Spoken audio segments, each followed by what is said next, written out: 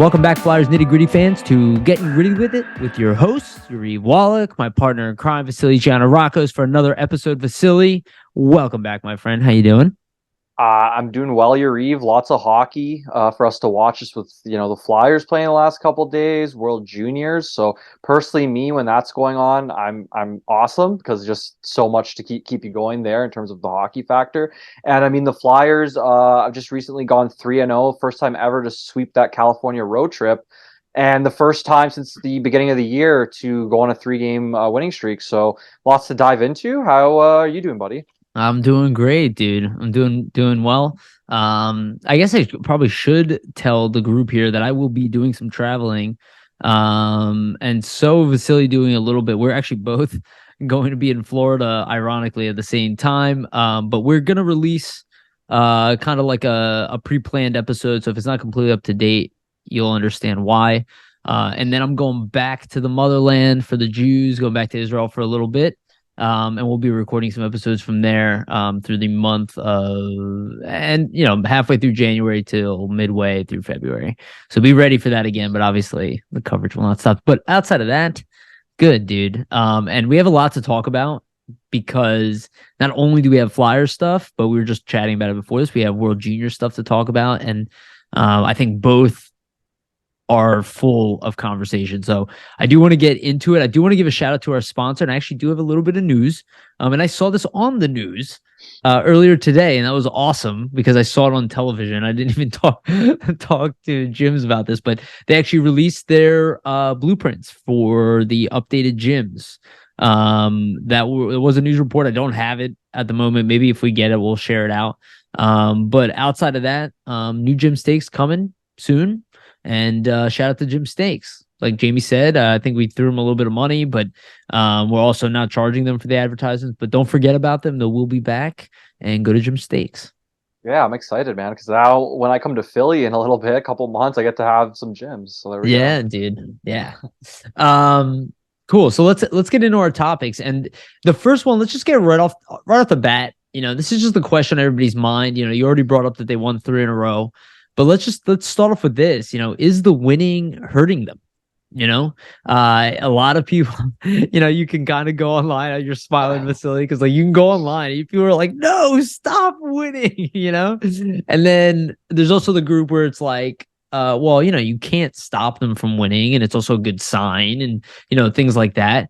Both sides kind of make sense in this. I'm going to go to you first, Vasili, and then I'll chime in. What do you think? Do you think that the winning is hurting them? Do you think it's helping them? How do you feel? Maybe you don't have an answer, but how do you feel about the winning? I think the winning is a good thing, and there's a couple of reasons, but I'll also address why it could, potentially be a bad thing, but it's nothing for on ice reasons. The bad things would be all off ice reasons in my estimation. So, firstly, I would say it's a good thing just because for the brunt of it, it's a lot of young guys that are stepping up and contributing in the wins. Yes. I think that's the most important part, right? Because you were looking this season for a lot of your young guys like a Morgan Frost, like a Cam York, not just them, but to step up and kind of try to cement themselves and show that they can be contributors at this level. And I'd argue that, they are doing that during this recent stretch. During this 5-game road trip so far, Joel Farabee, he's 22 years old. He's recorded 4 points, 2 goals, and 2 assists. Morgan Frost has scored twice on this road trip. Owen Tippett has 4 points, 2 goals, and 2 assists. And Frost and Tippett are 23. Farabee's 22, so they're all younger guys. Cam York has 7 points in the last 11 games since he's been called up, and he's a younger guy. So it just shows that, some of these guys are finding their footing at the NHL level, and that's a good thing for the team because, it looks like they're going to be a part of the solution moving ahead. In my eyes, I think definitely, obviously, Tippett and York will be because they're signed, but I would be very surprised to see Frost not signed back at this point just by, his performances so far. And also a good thing is you have to factor in, like, these are professional athletes, but they're also human beings, and losing as much as they were is not a good thing, especially when you're trying to build a culture of accountability like Tortorella is doing. So just for them to get some wins, just so like they can continue to kind of buy into a system and not question, well, look, we're doing everything you're saying, but we're losing still, right? So what's the point? That's how you get guys kind of straying from the system and things like that. So I'd say it's a good thing. in those regards, in those respects.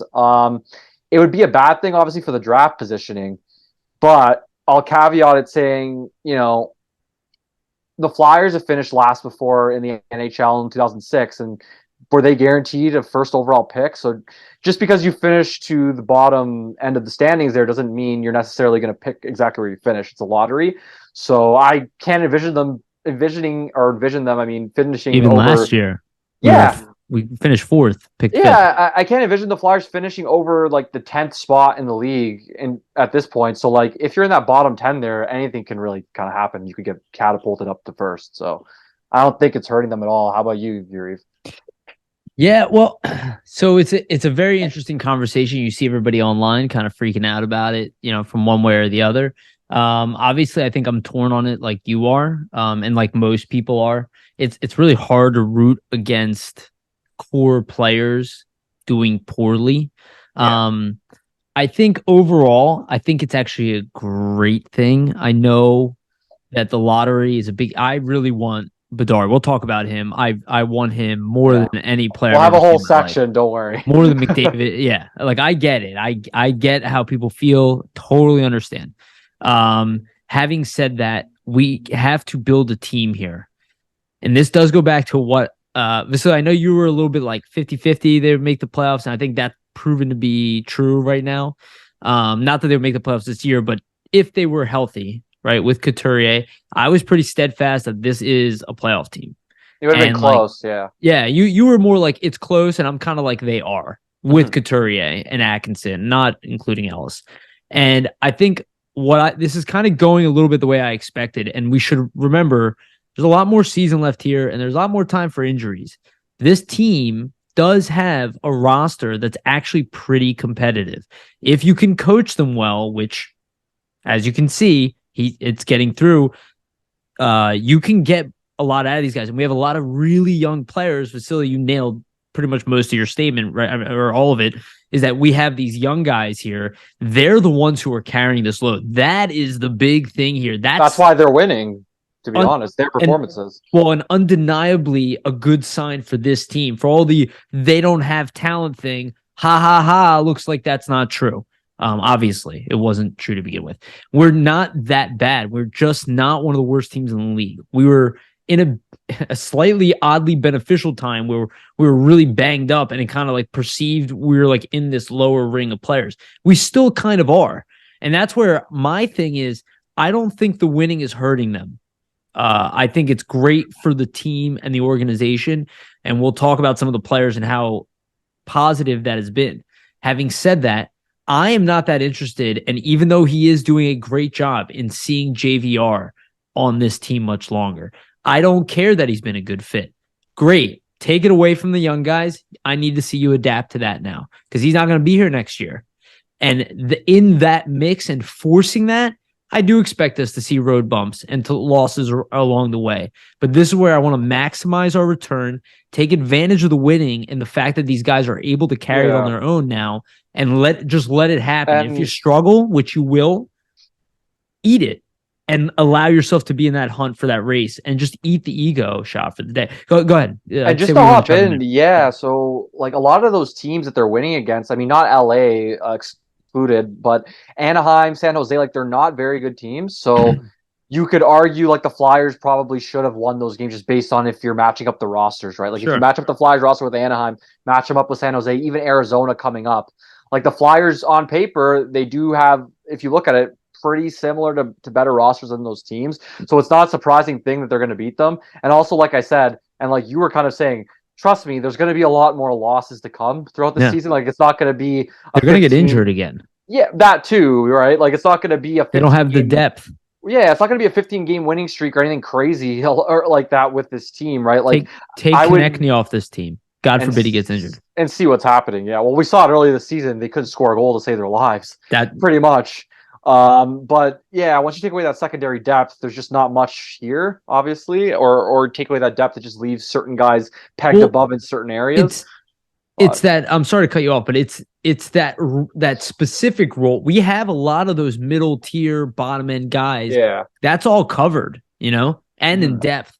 But it's those high end with losing Coots and Atkinson. we're already like, that's it. That's our Yeah, lineup. We can't afford to lose any of it. If we do, we're exactly. not making the playoffs. And then we lost two of our biggest ones. Boom, out for the entire year. Yeah. And the main thing too, I would say is And like others for long stretches. with the winning, it's a good thing because you have young guys learning how to win. Just because you're losing often in a season, right? You're not always getting that experience of learning, okay, this is how you protect the lead. This is how I do this and these certain habits within a game that will help me and propel me to a win. So that's valuable learning Yeah. experiences for these young guys. I think, I mean, that's a good thing for them this season to be able to learn in a kind of season where there isn't so much expectation placed on them. So I think it's Ex- valuable in exactly. terms of that. Take advantage of the position that you're in. You're Hmm. not in a position. So what I'd like to see is it's hard, right? Because like you want them to win. I love like it sounds weird, but like the losses where they're playing these really good teams, they lose in regulation by a goal. That's Yeah. I'll take those all day because they'll keep their confidence, and which is what is happening. You notice their confidence stayed high. They're like, Well, we're Yuri, let getting me chime closer. in with the stat here. So the Flyers Go for last it. 12 games, we'll take this one out actually, the last one because they won in a rout. But before that Anaheim game, the Flyers' last 12 games have been within a goal or tied with 5 minutes left in the third period. So it just shows that like they're in these games very, very close with 5 minutes left. They're Yeah, either within a goal, tied, or up one. yeah, So it just shows that like the team's learning how to play these close games, and there's going to be a lot of holdovers on this roster going into next season. So it's valuable for them to learn that, and valuable for them to learn how to play these one goal type games in a Tortorella type system, because he wants it a certain way and he wants to yeah. see it from guys in a certain way. So, I mean, you got to learn it at some point. So let's, do it now when it isn't as important. Then hopefully as you go along, the team gets more competitive. It becomes more of like second nature, these habits within their games, right? Yeah, no, totally. And I think it comes to what I've been kind of like trying to say over and over again. Like there is an opportunity for a plan here. Like Mm-hmm. this is kind of what I anticipated that this team they will continue to get better. Like they're not going We backwards. kind of talked about it, how like throughout the year it's gonna be a slow burn, and they'll Well, get a I little bit better, right? leave the podcast off, like the name of the person in the podcast off of this, but like they were talking about Tippett specifically, and they were like, "Oh, well, he's scoring more than he's assisting," and they were like, "Well, what if he only puts up 20 goals and 10 assists on the season?" I'm like, "How? Why would his scoring slow down by 65%?" I was like, "Why?" Like immediately, this person's brain went to, "Oh, they're not going to do that well the rest of the year." Yeah, And I noticed that there's a big attitude of that behind this team. They're going to get better. They're young. They're showing yeah, it to you right now. Even Kevin Hayes, we'll talk about him. Everybody's like counting him out immediately. Buyouts, yeah, good. Like nobody even wants to give it a second. Nothing gets an actual second. Everything is, I figured it out now. This is what it is. If it doesn't happen now this way, exactly, it's a complete failure and it's going to take 3 to 5 years to the next. And we know none of that stuff is ever true. Almost yeah, ever, ever. pretty I've much. never seen anybody be accurate. Have you? I've never seen anybody accurate. Maybe quietly at home, they said something to themselves and later they go online and brag about it. For the most part, we're all wrong. That's It's hard to predict sports just that far away, to be honest, in general. And then just to jump off like what you were saying about Tippett and kind of how that's kind of hilarious is, I mean, in his last 11 games, he has 5 goals, 4 assists, 9 points. Like his attack is pretty balanced. yeah, So, and I, but he's also getting better. yeah, and he's a plus When you nine. say So, what, that's awesome. When you say that this team looks even in the losing that they've had, that the team in the beginning of the year to what you see today is improved. yeah, and I'd say if you look at pinpoint specific guys and look at their play from like the first 20 games, or not first Their 20 games, like scoring their paces first have 15 gone up. games to now, yeah, it's gone up I, considerably. I And especially like in general here, I have yeah, go Frost ahead. and Tippett, like and that JVR line, like both of them, all three of them, their last 11 games, Point per JVR, game. yeah, JVR's 10 points in 11 games. Frost is 9 and 11. Tippett's 9 and 11, and only JVR, he's a -1 on that line. The rest of them are plus players. So it just shows. And then just to throw out anyway, Konechny, 14 points in 11 games. So that's Yeah, crazy. I mean we'll talk about Konechny specifically, but Yeah. so and again, well, let's bring it around here. So like all of these things are incredibly important that need to happen. and not just Frost, with York, balling, and people can say whatever they want, but Risto and Even Cates as Provorov, well. We kind of forgot to mention on him, but he's yes. having a big effect But too. but the defense is kind of solidifying too. They're playing a healthy game.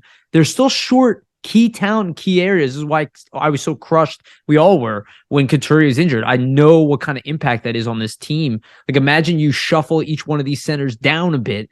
Like, this would have been so much different. But Yeah. we're not in that position. And even if Coots comes back, he's not going to be 100%. We're going to need time. I'd rather even have him sit out. I don't know. I don't know the best answer there.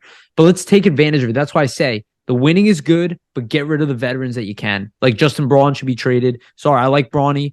You got to go. JVR, you got to go. It's okay if they lose games because of the trades. Fine, whatever. But I expect the young guys to keep going. Keep taking more on your shoulders.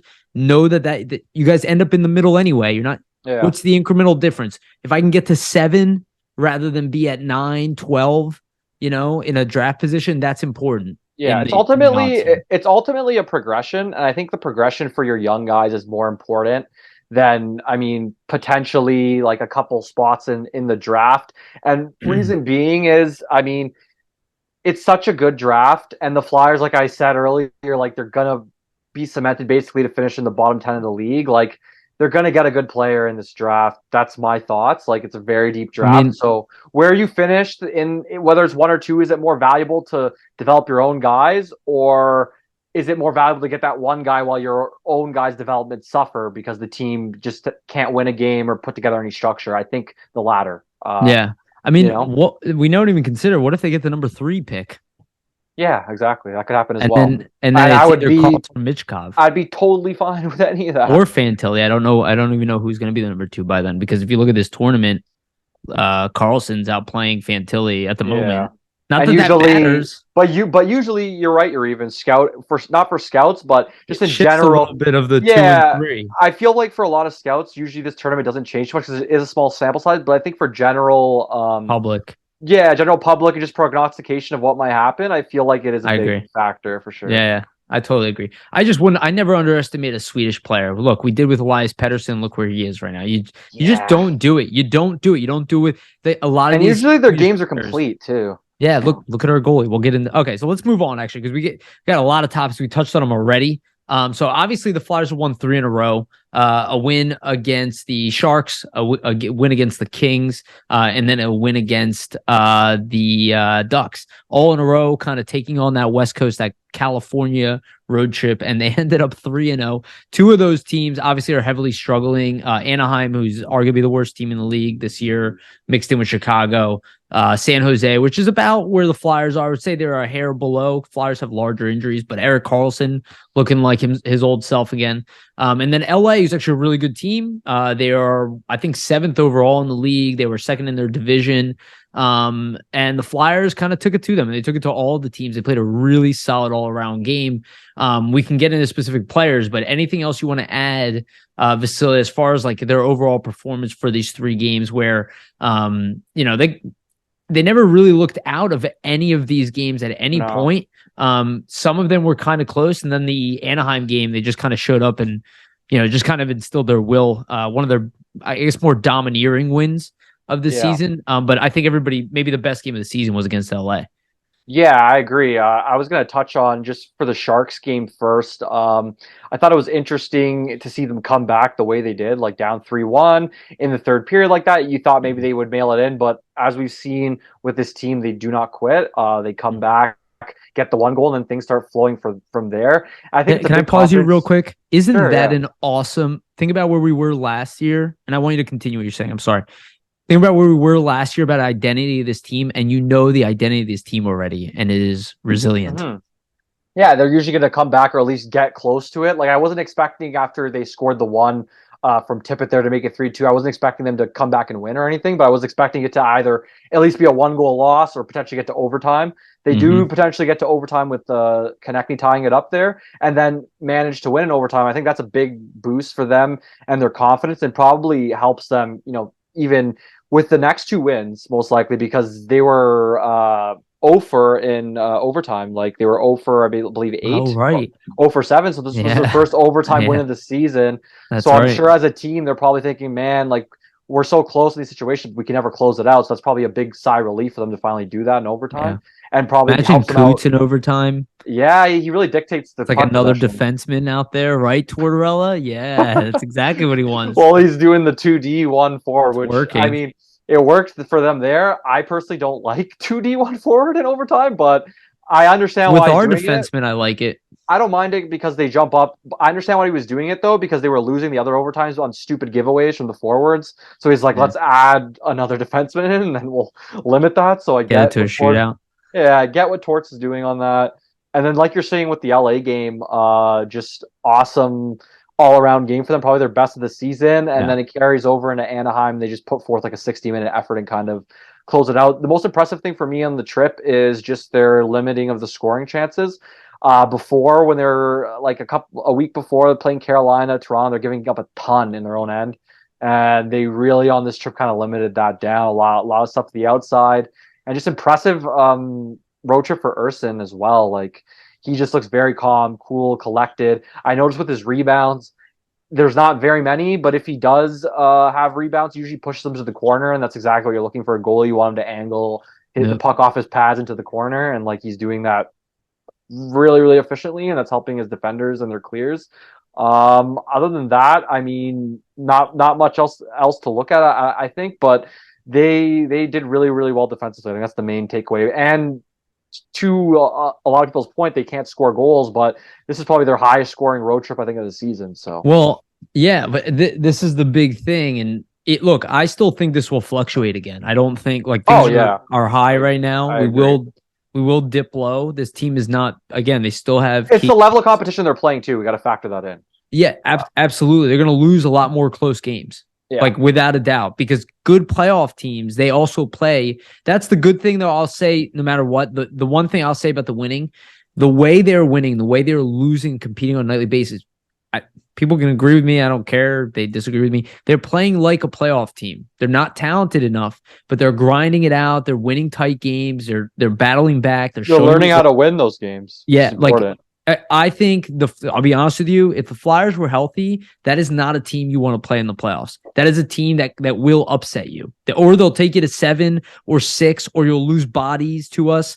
We are that team right now. Yeah, with the goalie, yeah. Yeah, dude, with our goalies, and we'll talk about Yeah. them. Like we have, and throughout the organization, it's going to get a little ridiculous over the next several years. We should be aware of that. This is a team that I like the way that they won these games. It's hard to be upset about it. You should be excited about Noah Cates doing what he's doing, about Frost doing what he's doing, and coming in, ripping this is what he wasn't doing. This is where I was getting frustrated, where he's like giving the puck off last second. He's done with that. Take it through the leg, shot, rip it. He believes he can score. Tip it, looks like another player. And let's get into the main guy, which we haven't really spent some time about. Let's talk about Travis Konechny a little bit, because Travis Konechny, like, I keep hearing the Flyers don't have high-end players. I don't know what you're talking about. What is he then? Talk about the pace that this guy is on. He is probably around the top 20. I haven't looked. He was top 25. I imagine he's getting closer to the 20 range in points per game. He is absolutely leading the team. He's got a 1.156, which scoring is up now around the league, but that's pretty damn good. Again, if you're in the top 20, you're up there. You're a star player. Mind you, he's the only one on this team that's in that range. I think Hayes is somewhere in the top 50, but I think he ranks a little bit lower. Most of those top scorers, they have teammates that are there. Konechny does not. He's kind of, I wouldn't say he's doing this on his own, but in a lot of sense, he is driving. He's a big driver behind the offense here, which is dangerous. And that's why I said that's why we're not that good. You can't have one guy driving your offense like this. No, you gotta have help. an entire group. We have we're inconsistent in that. And again, it's because of the youth. But I mean, you love it. He's on a 40 goal pace right now. Yeah. If he continues it, a 40-40 season is not that out of the question for this guy. And I've said it before. He's on a Giroux-like career path. He had a down year, which I didn't understand, but I talk about all the time. When the team is playing like shit, how are you pointing to your best players and going, oh, well, they're struggling, so they're not that good. They are what they. I still hear that. I'm hearing it with Farabee now. Oh, well, we know what Farabee is. Yeah, you already know. 22 years old. You figured it out. Just came off neck surgery too. Yeah. Somehow you guys already know what his max output in his career. So And then now I'm seeing the Provorov. He is what he is. He's 25 years old. He's got 10 years of prime hockey left in his career, and he's already been playing number one. Well, yeah, you got to factor in the defensemen too, right? Like they're not going to hit that prime as early. So I'll agree. I agree, totally agree. And then on top of that, the fact that none of them really do. And Konechny now is coming into his age, and I mean, I love what I'm seeing from him, but he needs a number one center to play with. Like, yeah, I love what Cates is doing and everybody to get those numbers really high to maybe 100-point player. He needs an elite player to play with. Yeah, he needs some help, obviously. And I mean, if you have, an elite, Coots pre-injury. Sean Couturier pre-injury would be great help there. But I mean, if any first line center with some playmaking ability would help Konechny, just because you take defenses off of him, right? Because he's the main guy to focus on right now. If you're playing the Flyers, so good under Torts. Yeah, definitely. He'd be so good here. Just to jump off, like Konechny has 19 goals. His highest career total is 24, so he's like gonna smash that 100%. He's 16th in the league in goals scored. So he's amongst the names like, let's see, the top. We'll go from like the top 9, let's say. So Nylander's in the top 9 with 21. Jack Hughes is 9th with 21. Caulfield's 9th with 21. Braden Point's 9th with 21. Leon Draisaitl 9th with 21 goals. Meyer 9th with 21 goals. Kaprizov is tied or 15th with 20, and Konechny is just below Kaprizov with 16. He's actually tied Konechny with Crosby, Svechnikov, Rupa Hintz. So just amongst a lot of really good players, as you can tell. Yeah. So. And honestly, if you mentioned it earlier when you were talking, I think you were talking about it, but I'm pretty sure that Konechny's stats are increasing the rate. The rate of his production is increasing as the season goes on. He has been consistently putting up points, but of late he's been putting up 2-point games. 2 goals a game. Like he was giving up like I had stats on that. I had stats on that in the previous weeks. I have some more he's only gone 2 games without a point this season. Yeah. That's October 22nd and October 23rd. So it just shows that he's super consistent. He's always getting a point. And then just the other stat I had, let me pull it up for you guys here. Sorry. 1 second here. So Konechny is basically on pace for about 50 goals and 95 points, essentially. Yeah. Which is kind of crazy. And again, so let's say that he doesn't hit that number, right? Let's say that he loses some productivity, which he probably will. To be honest, the team will struggle potentially. Yeah. We honestly don't know because he's getting better. We don't know. I don't think he's a 50-goal scorer. Like that's not what I see in Konechny. Yeah. But again, if he's a Brad Marchand level player, Marchand is a 40-goal scorer in the NHL. Mm-hmm. Like this is what I expected from Konechny. Konechny all of a sudden with Marchand, and then Couturier and Bergeron, like. Come on. Yeah. And then we have other guys that we can throw on that left wing. So, which maybe that guy is Farabee as he develops. I still see a goal scorer in him. So like, it's great to see in that respect. Like pretty much, he's doing it all. And like, just to add even more context, like in his current last 6 games, he's on a 6-game scoring streak. 11 points in the 6 games, 7 goals, 4 assists.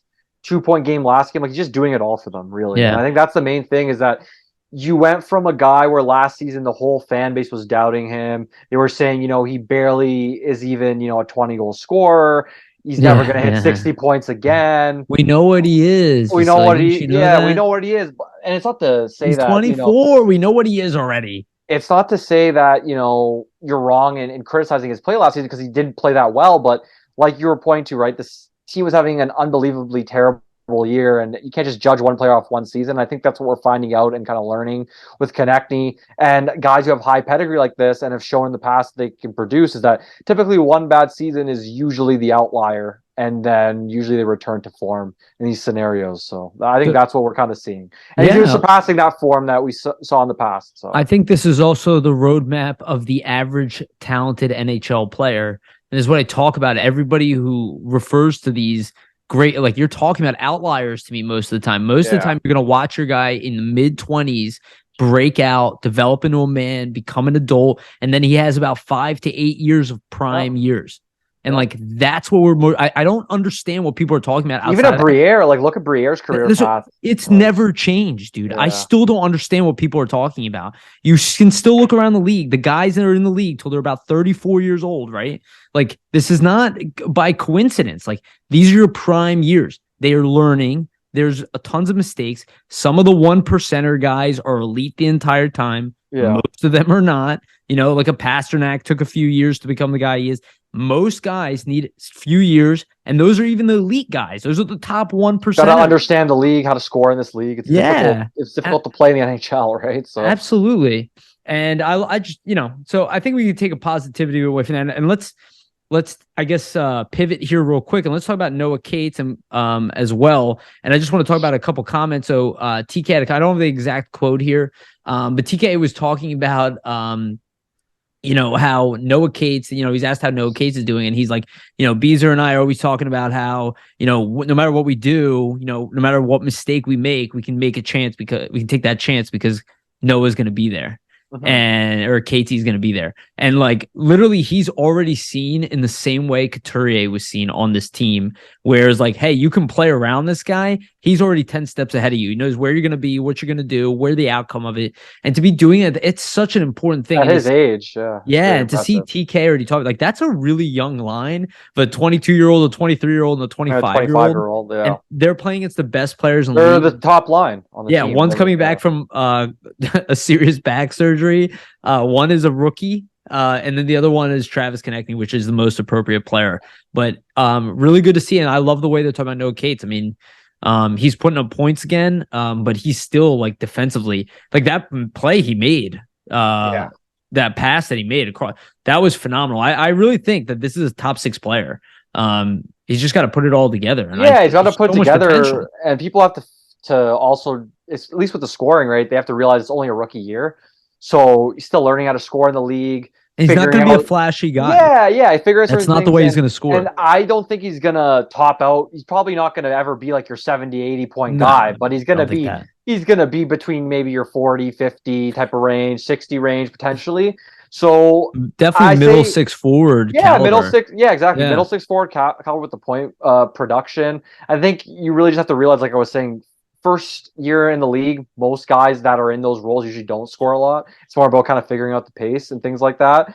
But the most impressive stuff with Cates is just his ability in his own end. He's so smart down low, man. He like with his stick and just his positioning, he just breaks plays up based off of that alone, then turns it around the other way, and then you let those two guys for speedy wingers to kind of just break up the ice and create scoring chances. It's just all the smarts, right? I think that's why Tortorella wanted to put him with those two guys, because the way he frees up pucks in his own end and just lets them go the other way based off his positioning, his defensive play, it's something that they can utilize, because then they're not having to worry as much about the defensive game and can also focus on the offense while they have Cates focus on the defense more. But I think the scoring is starting to come around. That shorthanded goal too.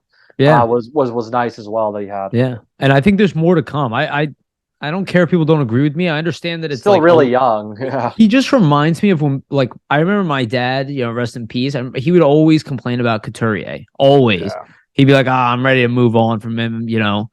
And I understood that, but I always said to my dad, I was like, "Dad, I'm not worried about Couturier." I kept saying it. It's just a gut instinct. I never had any concern that he wouldn't be a number one center. And he just, when it was time, just boop, popped out like Daisy. I'm not saying that that Cates is going on that, but like you look at the way the guy plays, the confidence, the awareness, the hands, he has it. He can be a valuable piece to a team. 100%. Yeah, at the very least, he's a Scott Laughton, in my opinion. At the very least, he's a third liner for you, which you need anyway. Yeah. And that's like his floor, in my opinion. Yeah, exactly. Like he has so much more room to grow. And I think you're seeing it too with the opportunities that he's getting, right? Like he's playing PK. He's playing a lot of minutes 5-on-5. They're using him on the power play. They give him a lot of opportunities, so I like it. If he ever shifts back to wing, and like I've talked about it, like I mentioned Couturier, but if it's like Cates left side, Coots in the middle, and TK on the right, that's a really difficult line to play against. Yeah, I agree. For the opposition. Defensively and offensively. Just imagine having to deal with not just Couturier, but now Noah Cates on the same line. Yeah. Like, that is, you want to talk about a shutdown line. Yeah, well, their IQ in their own end is something to probably that's like how you shut down the end of your game. Yeah, it's something to handle for teams, but then also just his forechecking ability, along with like just how Couturier kind of controls it. You That could would be do an awesome Lawton on line. that too, but I'd love to see him try it. I mean, if he can get back, I hope he does get back in March. We'll see what well, happens. we'll see what happens. I hope he does, but I hope that they choose to not play him anyway. I just Because I hope just want him to feel better, dude. I hear you. I want if like I feel like if he's cleared, play him. Only reason being is because he'll be like 20 games left, and then that gives him an idea of like, okay, like I still have it. I think I that's a confidence builder for him.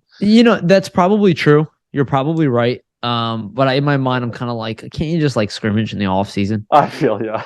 You know what I mean? You want to just hold out because I'm I just mean so he's worried. so unlucky with the injuries. I'm Like so worried about it. Yeah, like because he's a huge game changer on this team. Like I think people yeah, forget and look at the way the players are playing now. Couturier was already excellent. Now you're putting a team that's playing well defensively, where some of that brunt doesn't have to go on him every goddamn game. He can allow himself to be more offensive. Like yeah.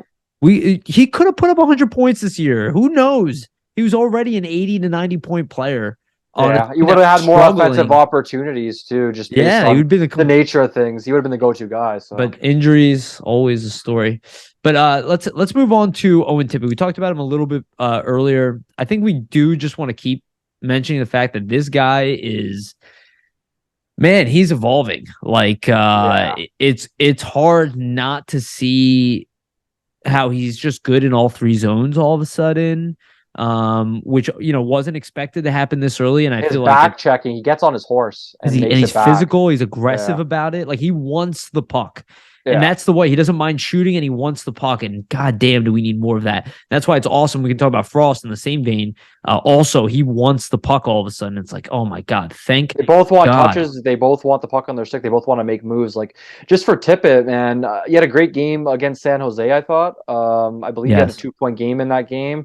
But against LA, he had like a highlight reel goal where Oh my God, a beautiful goal. he carves up the LA defender, toe drags him, and just snipes the top shelf. And I just Didn't he have a think strip before that? Didn't he strip the puck in the offensive yeah, zone? I believe so. Yeah. Yeah. So just overall amazing play by him. And then the thing that really stands out to me, obviously the shot, everybody sees that, the release super, super quick, but it's his skating that really gets him into those positions where he's a big Powerful. guy. Yeah, he's a big guy. That's what I mean. He's a big guy, and you don't think he's going to be able to move that quickly with that force, but powerful Ovechkin strides. like, dude. Yeah, powerful strides put him in those open areas, and then he can just let it rip with the shot. Yeah. And I think with a really good playmaker like Frost, or just like a player of that ilk, he can really be untapped even more. I want to see him just get more one-time opportunities on the power play. I think like that's I want really to where see he him can. play with Connor Bedard also. Yeah. Oh yeah, that'd be awesome. I mean, I feel like he can really shine there, and like Yeah. he's on the second power play right Yeah, you're now. absolutely right. He's on the second power play right now. I'm hoping to get him back up to the first one, even though the first one's doing well. But I just feel like that's like a spot for him, and he should be that one-time go-to option on the power play Yeah. for the Flyers for sure. Yeah, it's a shame we don't have our power play in order, and I feel like that is one of the biggest things that holds this team back. I do think they have enough talent to be better than they It's been are. better the last Power play. couple games. But Yeah, but we got to wait and see for a real trend. It's like pretty much. Yeah. it's nice that it's been good against the bottom end teams. That's the thing, right? You can only say so Right. much. You got to see them do it against teams that are better, which so far this season we have not seen that. It's Yeah. usually been against the bottom Yeah. feeders, right? And look, there is a lot to that. We're not playing teams that on like you were saying, Vasili, you broke it down perfectly. Like on paper, we have a better team than these guys. Even not healthy, we probably still have a better team than them, right? Maybe Columbus is a great example of a better team that's missing a lot of their core players too. Yeah. They're not as bad as their record. They're gonna get lucky probably, or I don't even want to talk about that. But like there's I was like thinking about Bedard and Goudreau. Like Gaudreau and Line no, but then us just like looking at Bedard and Goudreau on the other side, being going, like, oh my God. they got Bullshit. Ohio got what we were supposed to get. Yeah, Dude, just don't even breathe that into the universe. I can only imagine Flyers Twitter. I'll say this to all our listeners Ugh. right now. You should all be praying every night. I don't care what religion you are. You should be praying to the hockey gods every night that we deserve Connor Bedard. Like we deserve all the it. injuries, all God, that's happened. Come we on. wanted hockey gods. Excuse me. We deserve it. We've suffered. Our people have suffered. We need it. We need it. Like the Jews of Israel when they needed the candles for Hanukkah to burn for 8 days. We need it, God. Sorry. Sorry if that offended anybody, but it's a serious issue. It's a serious issue. I'm in love with the way that guy plays. All right, let's get into Frosty real quick though. But so just to add to what you were saying earlier, I mean, Frost is incredibly important. You know, we talked about Cates. We talked about it's like you can just see there's so much on these key guys. And we mentioned Farabee, who's doing, in my opinion, showing signs of life again. His game's kind of coming back. Getting back to normal. I agree. Yeah, it's happening. And there are all these core guys who are like 22, 21, 23, 23, 23, 25. Like 25 is not old. No, Provorov's 25. Like these guys are all clustered together in their early 20s right now. It's kind of what you want to see. It's good for building a team for sure. I think for Frost, like the main it's not thing the worst case scenario. No. I think for Frost, the main thing you notice in this game is the puck handling was there earlier. Him coming into the zone, carving up guys. Like the last thing. He's assertive. Yeah, he's assertive. He's more assertive with it now. Like he's not losing the puck off his stick. Like there's not a factor of nervousness, which I think was kind of there for some reason. Like you'd see him kind of try to carve through, lose the puck, and then just dip back. Where you're not seeing it as often. He had a really good entry against Anaheim the last game. Yes. And he's actually just starting to like shoot the puck too. Yeah. And I think that's what we're seeing come screens around. That's the most important thing in his game because I think he actually has a really underrated shot if you watch him shoot in junior and in the AHL level. 100%. He's kind of just not been confident to use it at this level, but you're seeing it kind of come out. And he can score a bit from distance. Like John Gibson's not a bad goalie, and he beat him from distance. He's a very good goalie. That's what I mean. He beat him from a pretty far distance. He's using the screen, but that's all about using your resources around you on the ice. So like, I don't know, Frost, I just think his game is really starting to come together in a lot of different ways. And obviously it's a good thing for the Flyers because they've invested a lot of development time into him. So you don't want to put all that time into a player and not have him, become a contributor for you. So well, it's also a reminder that I think everybody needs to remember that estimation, that point of impatience, and I'm guilty of this as well. It's not. I was impatient with Frost. Yeah, it's not, but it's almost never real. It always takes longer than you anticipate. Yeah, it always does. Especially with prospects too. Yeah, it always does. Like if it doesn't, that's again in the outlier. That's rare. That's rare that it happens quickly. Like that's why I'm still so high on Farabee, on a guy who's 20 years old, coming in, putting up 20 plus point season or 20 goal seasons. Like that's not normal. No, because you see him struggle in between doesn't mean he's a 20 goal player. I think the neck injury. I just think the neck injury. Like I kind of projected Farabee was gonna have a slow start. To be honest, like I was thinking like he's not gonna really start. Yeah, like think about the major. I'm sorry, but who's had a serious injury that came back quickly with no problems? Name nobody. Usually, well, if you look at, I just look at Eichel as the comparison. It would be an outlier. Yeah, I just look at Eichel with the comparison because he had the exact same surgery. He came back and was not himself. Was not a point a game. Was not. He's still not 100%. Yeah, but this year, like he looks exactly like he's out now with a different, completely unrelated injury. But before that, he's like a point a game guy, looks exactly like himself. So it just makes sense that like you're gonna need time to get things back. I would argue after surgery that magnitude, I would argue he could be more than a point per game guy though. Oh yeah, probably. Eichel. I agree. So I think he's probably still. I think it's going to take a little bit, at least all of the season for Farabee. Tortorella can be harsh with it. I totally get it. It has a factor, man. I think Tortorella a lot of times he doesn't want that. He doesn't want them using it as an excuse for themselves. He doesn't want an excuse mentality for his team to take. Right? Exactly. And because you can see he's super forgiving. People might not notice that on the surface level. He's not like verbally. But you can see he puts like look at Risto right now. He puts people. How many people counted Risto out? Wait, no, but seriously, I hear people on podcasts now saying Risto has been the best defensive defenseman on this team, which is not true. It's been Provorov, but they're saying because of what's happened of late. He's played very well. How many people thought he was in the doghouse? I keep talking about this. The doghouse is not real on this team. It's if you perform, you play. If you don't, you go down. If you have problems accepting reality, you will suffer for it. If you and not even reality, just work with the coaches. The circumstances. You have problems understanding and accepting the circumstances. Yeah. Well, let's talk about a big one before I want to get into Airsun, but let's talk about Hayes. I'm going to move this topic up because I think it coincides with what we were talking about right now. Hayes is the guy. He had 2 assists last night, I believe. Yep. He's still playing on the third line, not like a terrible line. I mean, it's a line of Allison, Hayes, and No, Lawton. they're creating some scoring opportunities. They're pretty good in their own end. Yeah. Well, yeah, no, but I do think you look at that just basic on paper, and some would imagine that why isn't Hayes playing with TK Yeah, and exactly. and Cates, right? And I think we kind of know why.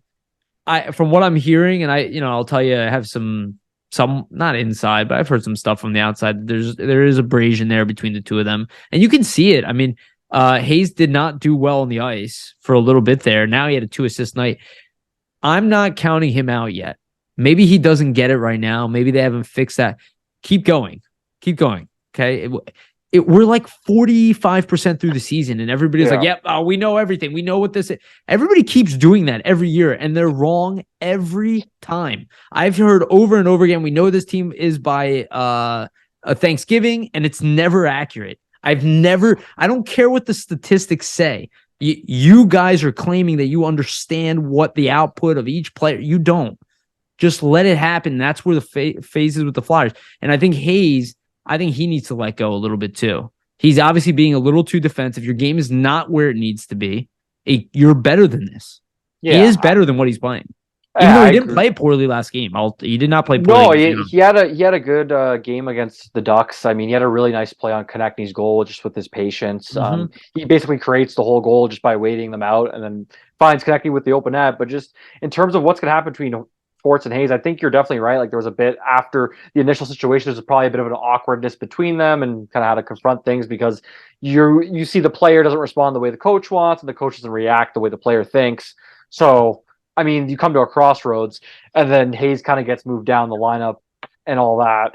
I really think that you're correct that there's still so much left to assess here, just based on the fact there's a lot of games. There's a lot of time for Hayes to evolve. Yeah, lots of time for Hayes to evolve, but also you have to look at the fact that the guy is signed for a bunch of years at a huge cap hit. So, like, even if 3 years left, 3 years outside of this year, outside of this year at 7.1. I'll look it up at 7.14 million.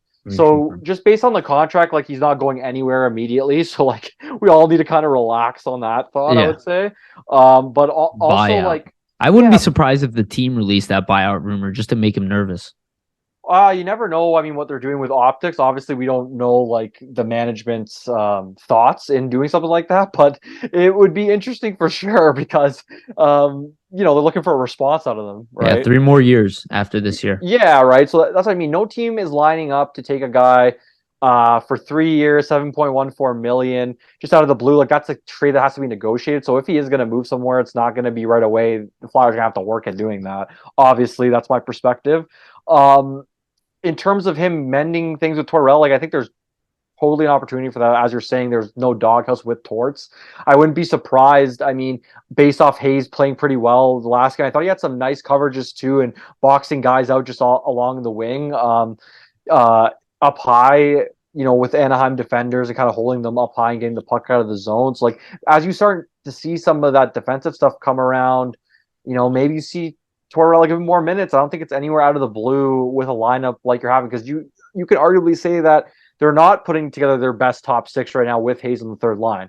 So do you think Tortorella doesn't realize that and doesn't want to get him more minutes? Like I'm sure that's something talked about despite them winning games right now. So I think it's like you're saying, far from over. And I do 100% agree that he can play better because we've seen him play better defensively and have the same offensive output in the past.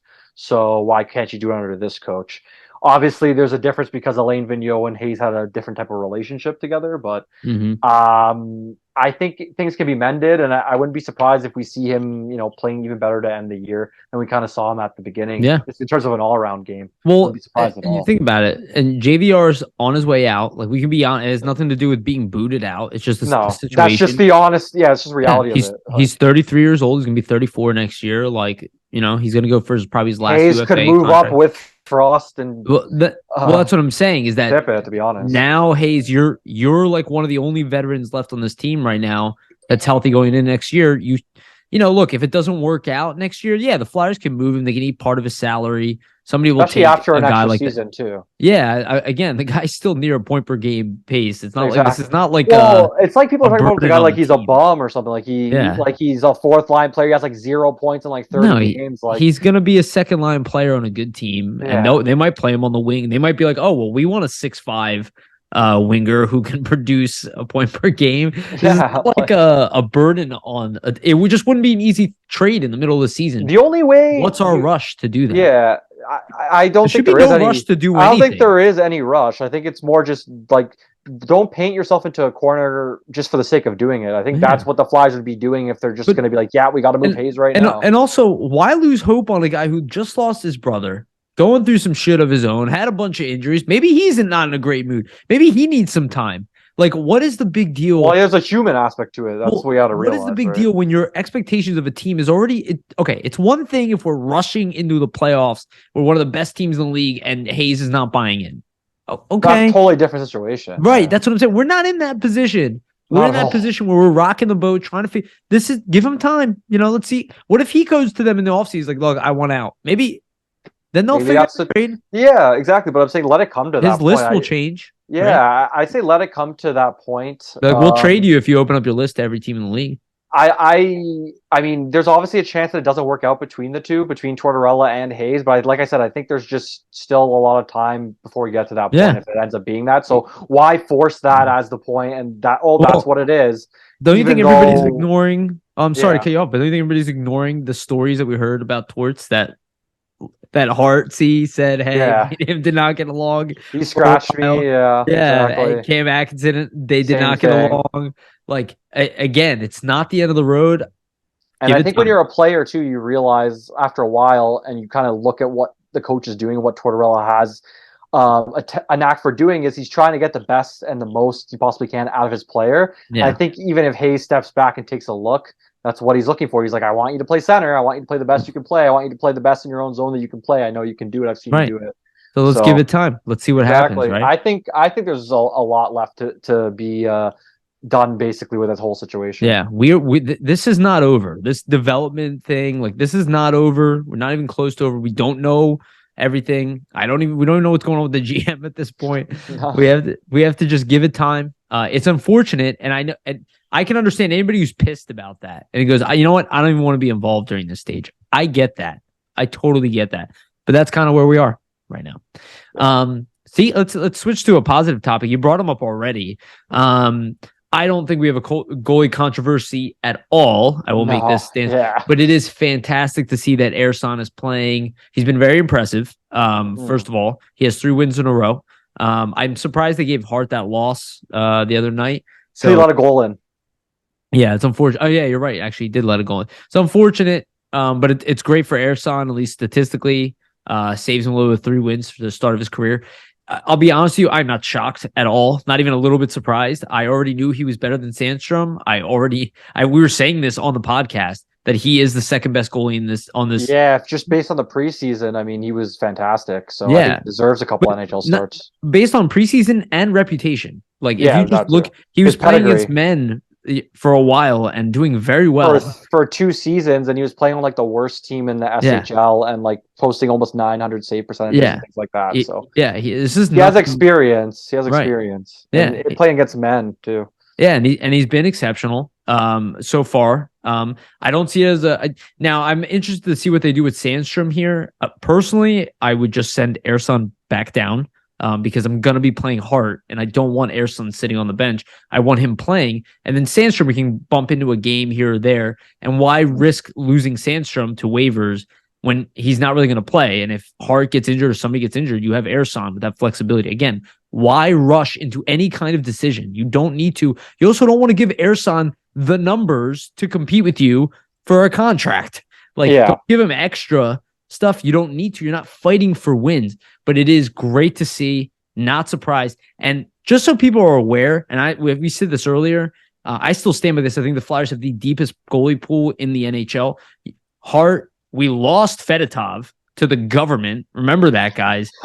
We have Ersan. We have Sandstrom. We let Ustamenko walk. We have Matej Tomek, who nobody even really knows who he is. And then we also have Kolosov, who's putting up numbers like Vasilevsky right now in the KHL. Yeah, and Like, he's only 19, so yeah, just he's nuts. young as hell. He's the youngest. We're set at goalie. Yeah, The league should be envious of us. We don't need to move anybody. We don't need it's to a talk about good. moving anybody. You Yeah, control them. If you have a hard Airson 1-2 punch, that is phenomenal. that's a great thing to have. It's a great problem to have because you're just dealing from a position of strength in probably the most important position in Yeah, the game. and they're controlled and young. Yeah, exactly. So And there's the not cap is really going to skyrocket there's not soon. really a worry there in my eyes just on how you're going to be able to retain these guys. Just do what you said there. You're even just to kind of go through a bit of the stats with Clean Urson. your cap up now in preparation for it. Yeah, Urson in the last 3 games, two or 0.20 goals against average, 930 save percentage, 3-0. He's got a 905 save percentage on the season. That Carolina game kind of brings him down a little bit. I thought that Mm-hmm. was a valuable experience for him though, just because he got to come back in and then play well. It was awesome. And then I feel like he used that last period and built on it. And you kind of see the really good play in the last 3 starts. But just his mechanics, like he's really athletic, but he's not athletic to the point where like he's getting himself out of position. Whereas like if you look at certain goalies that kind of make unorthodox type saves, like with their athleticism, that's a habit of what they can do. He recovers really quickly from that, and then like I was saying earlier, just the rebound control is really really good, and he's super calm. And he's only like 20. What is he? 20 or 21? Just for a young guy, Ersan, like I think he's 21.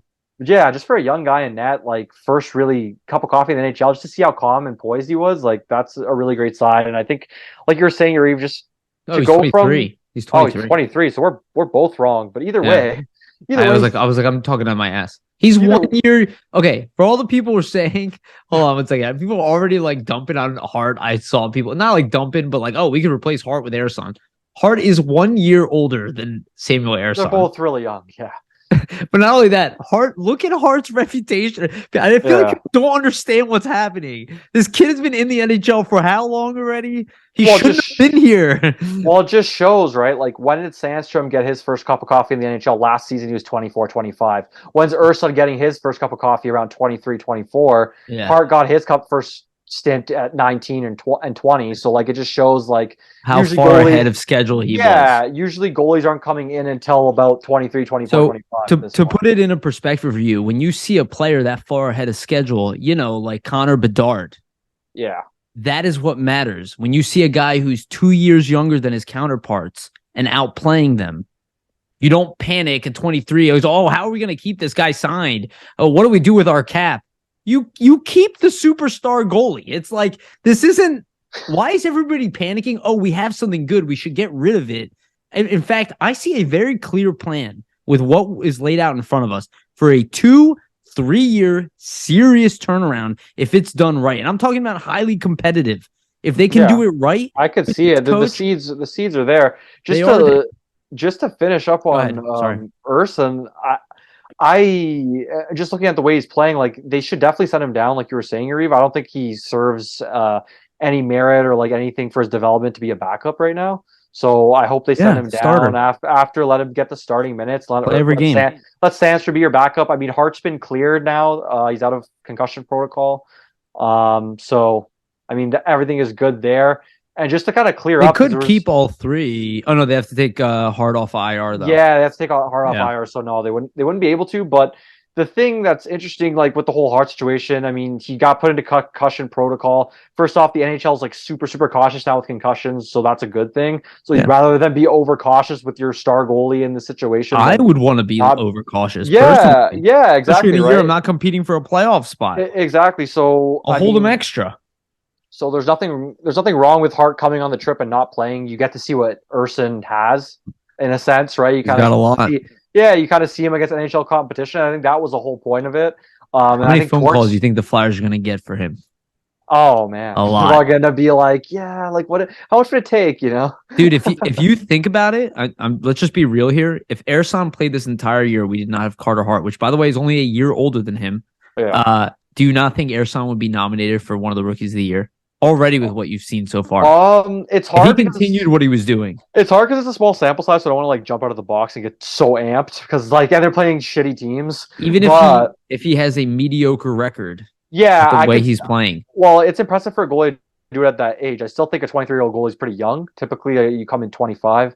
Exactly. So yeah, like I could see him in the mix for He sure. missed an entire season. I'm bullish on Urson, man. Like he looks really good, and just his past play in the SHL. Usually, when you see a goalie do really well in that league, it transfers to the NHL pretty Agreed. seamlessly. So it's not surprising, but it's a really And good sign for the we Flyers. we have a goalie from each place of the world. I know, right? Which is We have the hilarious. Belarusian, we got the Russian, we got the We've seen a U.S. tendy now, yeah. and then Well, we had one. We got rid of him, didn't we? Oh no, maybe we didn't. Did was we have Stolars? I can't remember. That was a while ago. Stolars? I don't think is American. Either way, I can't remember. But Yeah, but we typically don't have American goalies. Now that you pointed out. But all right, well, let's move on to our next topic, and then we'll get into World Juniors. Last topic. So this is actually pretty exciting. Bobby Brink has been activated off the IR. So is Ole Lichel as well. That is not as crucial, just because I think he was only out a little bit. But obviously, Bobby Brink getting back from that serious hip surgery. Now he's probably going to start playing for the Phantoms. He's reassigned to the Phantoms. I don't know if he's going to play immediately. I actually forgot to look I up think he was so he was skating a little bit. Like my assumptions are he's probably going to continue to condition and practice a little bit, and then he'll probably get into games maybe within a week or a week and a half, something like that. I think it's a pretty good guess. Get the skating up to pace, stuff like that. I was having a conversation on Twitter a little bit with Bill Meltzer, actually, kind of about this topic and Brink. We were going back and forth, just kind of going through, like, do we think Brink's going to be in the NHL at any point this season? I mean, for Bill's estimation, he would know, obviously, because he's really plugged in. He believes that, Brink's likely going to get the rest of the season in the AHL. So that's not very surprising, to be honest, with the development time that he's missed, and the big injury. And I think that's probably the best thing for him, right? Like, go down there, get a ton of minutes, play first line, and then get the Phantoms on a long playoff run. I think that's probably the best case scenario, and see him kind of make the team out of camp for next season. Yeah, no, I think that's the wise. I mean, if I'm looking from an outsider, unbiased perspective, you look at that and that's like the wisdom. Totally. What I will say is I'm opening it up for the factor of, hey, what if there are more key injury for the Flyers? Well, yeah, in that what case, if Bobby like again, if Travis Konechny goes down, right? And Bobby Brink looks pretty good. Do you think about calling, because he already played in the NHL last year? It's not like it's his first taste. Exactly. I think that's a possibility. He's an older player. Yeah, possibility, but unlikely considering the injury. To you and Bill Meltzer's point, I think that is the most likely scenario. But that playoff is going to be huge for him, and that's really what we want to see. We want to see him play in the AHL playoffs. That's what I'm keen for. They need the help. Right? That's what I'm keen for, because he's a really great offensive contributor, so he would help them there offensively. He's gonna. They need that type of player. He's already going to be a first line guy for them. Do you think he's going to play with Forrester somehow? I know they both play the right side, but I'd love for them to put them together, just for the fact that you can shot with the big playmaking. And you can kind of bring them up together next year potentially. And they already have a little bit of chemistry, so like, why not try to develop some of that with your younger guys? I'd love to see him with a bunch of guys down there, though. It'd be interesting to see him play with Desnoyers as well. I think that would be pretty cool to see. With Brink, though, I just, like you were saying, we know the skills there, but I think he just has to, get adjusted more maybe to the pace, and just, he's a smaller guy coming off an injury, so it makes sense why you want to put him in the AHL. You want to be cautious, right? Absolutely. And he hasn't been part of Torts' camp. He hasn't been part of these like defense, like he doesn't know how to jump right into any of these plays. So I agree with that. I think the likelihood that he's going to be up at any point early, highly unlikely. Maybe we're talking about the last 20 games. I'm saying like, if anything, and then he goes back to the AHL to play in the playoffs. Yeah, so I mean, close. If anything, you see him like the last 10, 15 games of the season, just because they might want to see him. I just realized that too, yeah. That's most likely. I keep forgetting he's there. There's a good chance that he plays either with Desnoyers or Nisimov, like you were saying. Which is pretty good. Yeah. Like, that's two pretty solid centers to have for a winger, so I think that's a good thing for Brink. It's a shame he's injured, because he probably would have started all the Phantoms this year, but then gotten called up with all the injuries. And then maybe cemented it himself. Yeah, and I think Torts is going to like him, not because I think he's going to be perfect. I think he needs time. He's tenacious. But he's tenacious. He's got that Travis Konechny. He's not as fast, He's got a lot of the connect-knee tenacity and Yeah. aggressiveness and wanting the puck and wanting to shoot and create a play. And he Well, seems like a relentless type of the young scouting player. report on him, if you literally like look at the scouting report, it's that Brink is undersized, but he'll go into a wall or a puck battle and come away with the puck, even though he's the smallest guy in the Yeah. battle. Like that's Yeah. like the book on him. Like he wins all his puck battles, very tenacious, and I mean the Flyers need that, right? As much as you can get, they need players that Yeah. are gonna play hard and work their tails off. I think Yeah. He's got a lot of skating to do right now, right? Because where he got that surgery, the hip, man. where the Yeah, players around him are at this point in the season, they are yeah. vastly He's like got to catch up. yeah, he's got a while to catch up here. So if you do see him in the NHL, it'll be for a short period of time. And odds are, I think realistically, we expect him to be a big part of the AHL this year and come in next year healthy. And, I think for the Flyers too, they also need to figure out where he's going to play at this point too. And see who's leaving, because that's probably going to happen, some stuff like that too. So let's get into our last segment here. And this is a good one. We'll just keep it to, we can do our overall thoughts, but really I want to talk about the Canada. We'll talk about Canada and US because I think that affects us the most, and Canada and US are about to play each other. I did have a chance to watch the US game. I got to watch the one before it too, but I got to watch Cutter Gauthier a little bit, at least throughout this game, and the rest of the team, and watch United States just dominate Germany in an 11-1 game where it was a rout. yeah, it never looked like Germany even stood a chance. They looked worse than they actually are. And USA was this was probably their best game. They were just on fire. Again, Logan Cooley, Snuggard, Red Savage, and then Cutter Gauthier started. So the interesting thing is like US dominated. A lot of guys were noticeable. Gauthier, I did notice like he was quieter. He was being more perimeter play. I didn't watch him a ton, but He had two goals, right? Yeah, well, so he was pretty quiet throughout the game. He had no points until I think it was the third period. He scored, it was third or maybe halfway through the game. But he just scored two quick goals. Boom, boom. You can see like the weight come off his shoulders. And Logan Cooley had a hat trick in that game. That goal pretty much should have been Gauthier's. It was his shot. It crawled over the goalie's shoulder. It was crawling past the line, and Cooley just tapped it in, which is what he should have done. I'm not upset about it. That's exactly what you should do if you're Cooley. So Cooley walks away with the hat trick and the assist. Also, you guys already know I love Logan Cooley. And then Gauthier comes in with two goals. I think maybe 2 goals and an assist, but I know he had 2 goals in the game. And he's above a point per game player. I will say this, he was playing like not a perfect game, but a very safe game. You can tell he was trying to like play his role. This is a guy, I don't agree with people that think that he's like, oh, I think he's a left winger. I don't see that at all. I'm like, this guy is a centerman and you're forcing him to play left wing where he's playing with great players. So it does make sense. But ultimately, like I would want him with the puck more often.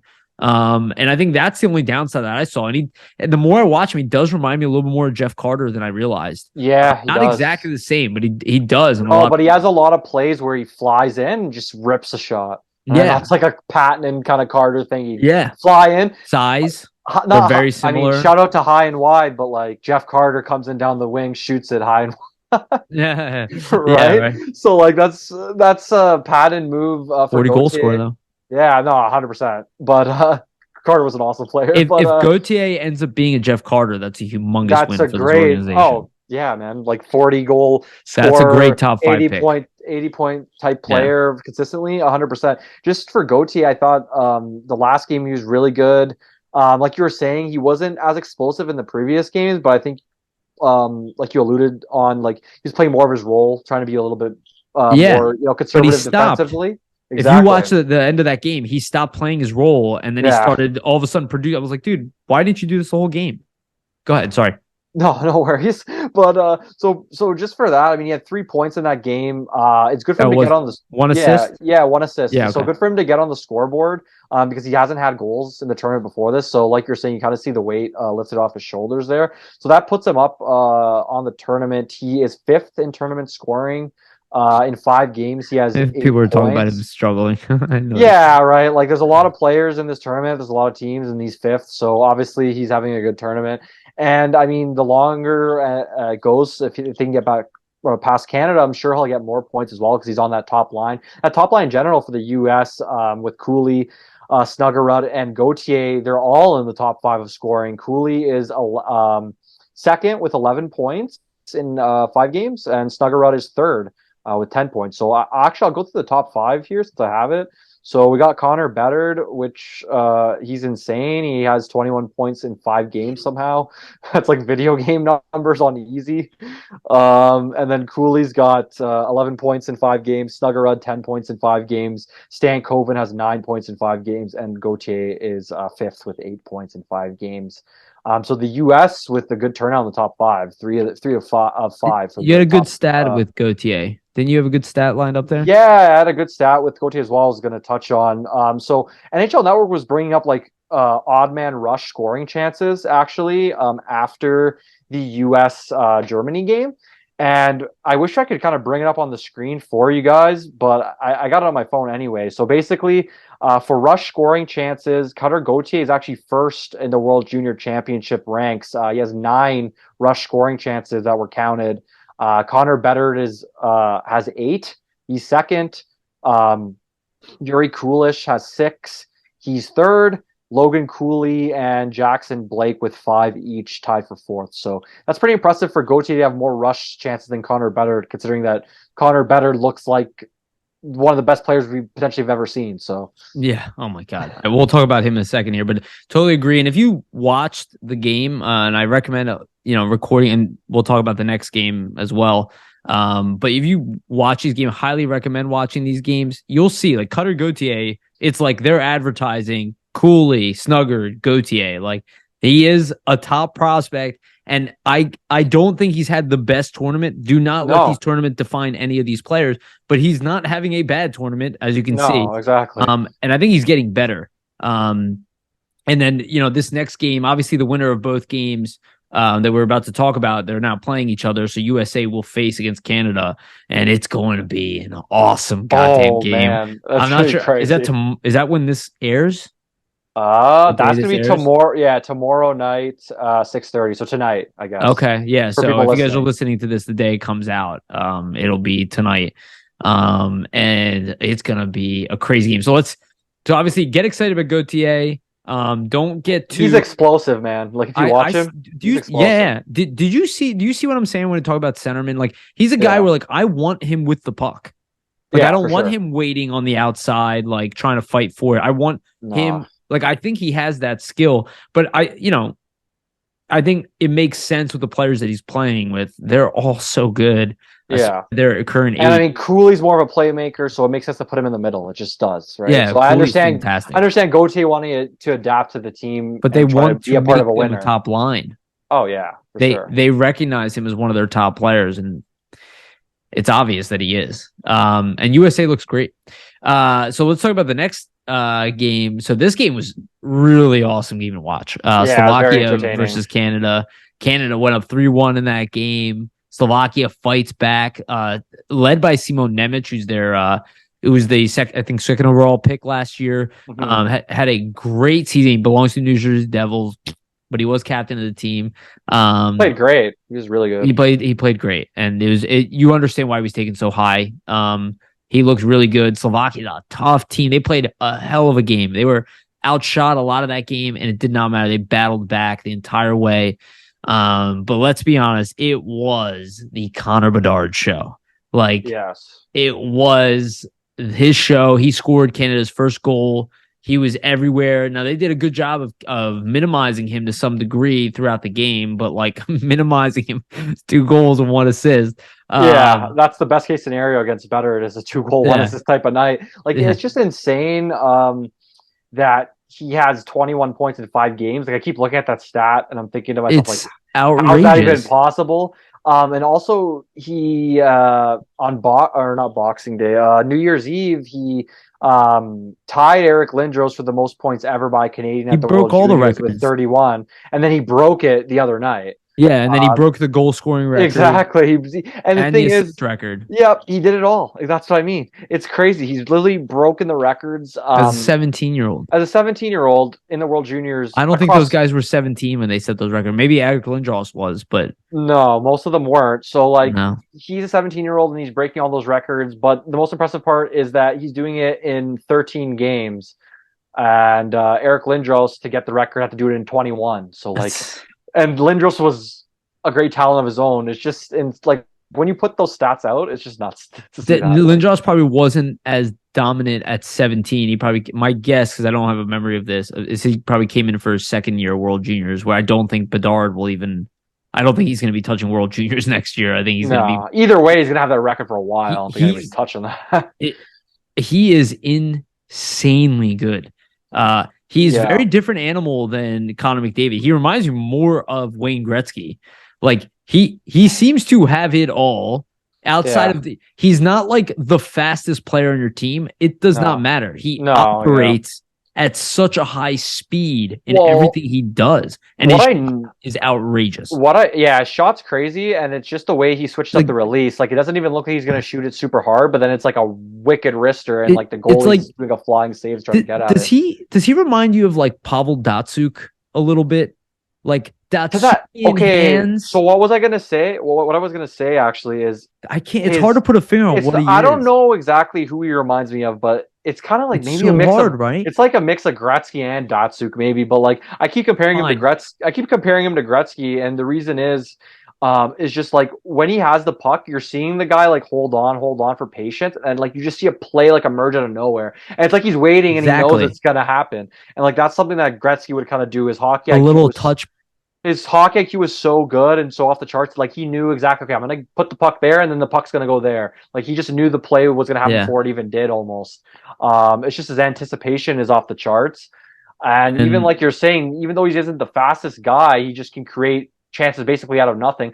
And even like it wasn't really in terms of finishing, like he had a ton of chances in the third period. Like they were tied 3-3, hit the post. He's coming in. Hit the post twice, didn't he? Yeah, hit the post twice. Yeah, he's coming in, just making a ton of plays. Dylan Gunther had like a wide open play that he basically cultivated, and he never scored. And you're just thinking like at some point the dam's going to break, and it does. And his winner in the overtime is like one of the sickest game-winning goals I probably have ever seen. Like this guy, he literally has the puck. First of all, he has the puck for like a minute before he even goes into this play. Like he's just skating around the zone, and he's like kind of surveying what he's going to do. And he dangles the one guy, then dangles the other guy. Then the third Slovakian player is there by the net, and he's just like, no, fuck you. And he just puts it in around him. He doesn't even care. It was like it was like you said earlier, they're operating it on easy mode, and they're not like this team was shutting down the other players. Like, but couldn't. Bedard, you can't stop him. He is that, and he's aggressive. He's super. He wanted the puck on his stick. You could tell he like wanted to be out there, and they wanted him to have the puck on their stick. You guys, 2 years older than him, are going, just take it. They want to win, dude. And that goal, that like you knew he was going to win that game. Nobody did. It was like the Connor Bedard show, and again, he's younger than everybody there, which is crazy. That's the craziest part. That's the craziest part, man. Okay, so I will shout out Gajan, the Slovakia goalie, man. He played phenomenal. Insane. Yeah. He was insane. He's drafted, right? Yeah, I believe he's drafted. I'm not exactly sure which team. I should probably check it out. But he played very well. He played very well, and if it wasn't for him, they probably would have lost a lot sooner. He had probably 50 saves? He had, I think he had 55 saves. Yeah. Wow. Which is nuts. And that's how. So Canada, they're gonna have a tough time with the U.S. in my opinion. I think U.S. is just as stingy as Slovakia. Yeah, I think. But we'll see what happens. The U.S. And Canada is going to be a really good matchup. I think Canada, it's going to be a tougher game for them, even though the last game was pretty close as well. I just think because the U.S. has a lot more scoring power than a Slovakia, so they have to be on their toes defensively. Like Canada hasn't been the greatest in their own end. They've had some turnovers causing goals. So I'm wondering. They're relying a little bit on Bedard. Yeah, they are. Surprising with Shane Wright there and. That's the thing that's interesting. I was kind of talking with some of my buddies, and we're kind of wondering, like, I wonder if the dynamic of that team. I kind of wonder too much on Bedard. No, I just mean I wonder if there's a lot of guys, not to say that they don't want to be there, but there's a lot of guys that are like have played in the NHL this season that are on that team, and I'm wondering like what's their thoughts like on being Oh, in that position. Like Owen Zellweger played on the Ducks. Shane Wright was playing for you gotta Seattle. imagine they're dying to win that though. It's a dream to win the World Cup, Oh, you know? yeah, but those two players just won in July. Same Oh, guys. So like that's what we were talking about. We're wondering like, they've already been there, done that. Obviously, it's great to but represent your country, but once you make the NHL, it is interesting to watch with like a team with NHL players on it still not do de that great facto. defensively.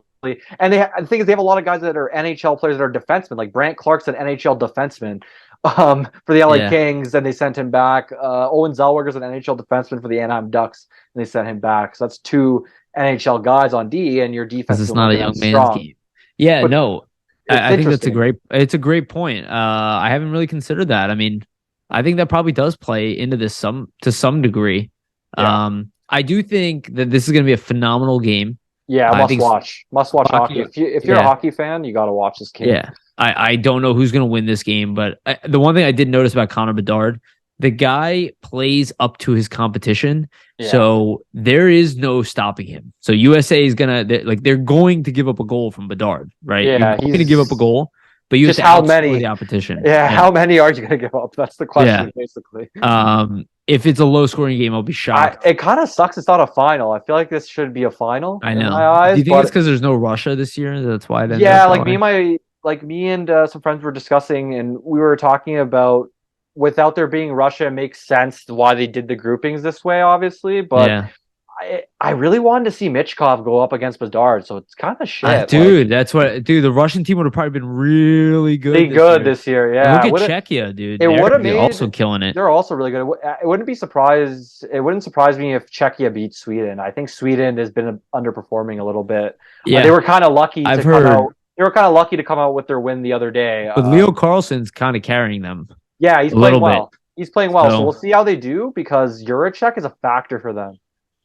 for He can, Czechia, yeah, he can yeah. shut people down. So whoever, if they make it through to the final, whoever, let's say Czechia makes it through and they play out of the states of Canada, their top guys got to watch out for Juracek Let, because he'll shut them down. yeah, I'll be honest with you. I think the USA is going to beat Canada, but that's probably not a good bet considering Connor Bedard's on I'm the other team. honestly, I'm Canadian. We were talking before, and I was leaning US as well. And reason being is I'm just not sure about the defense on But it's Connor Canada. Bedard is the X factor That's here. what I Like, mean. will he allow them to lose? Bedard could have like 5 points, and yeah, Well, which is totally possible. So I'm very interested to see if somebody can actually slow him down because I don't think anybody has proven to do I that. mean, Czech Republic did the best job.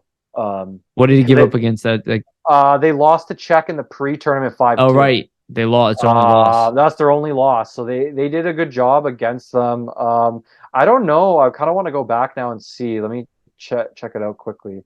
And see if Bedard got any points in that 5-2 loss to Czechia. Yeah, I would imagine He had a has goal. He had a Yeah, goal. he Yeah. has to. He has to have a point every he still game. had one. He still had 1 point. Yeah, but that's like basically holding him to zero. If That's Bedard what gets 1 point, As I said, you did a sick job. Yeah. Yeah, you're not getting out of that game without him scoring on you or creating a goal on you. It's not happening. Statistically, it's not there. The guy has a 4.5 point per game. It's fucking nuts. So if you can shut him, anything below 2 is great. You're I mean, just like we were saying, crazy to think about. what we were saying before, dude, like the Flyers, if they could somehow get Bedard, Like I said, pray to the hockey gods. Let them know we're serious about this one.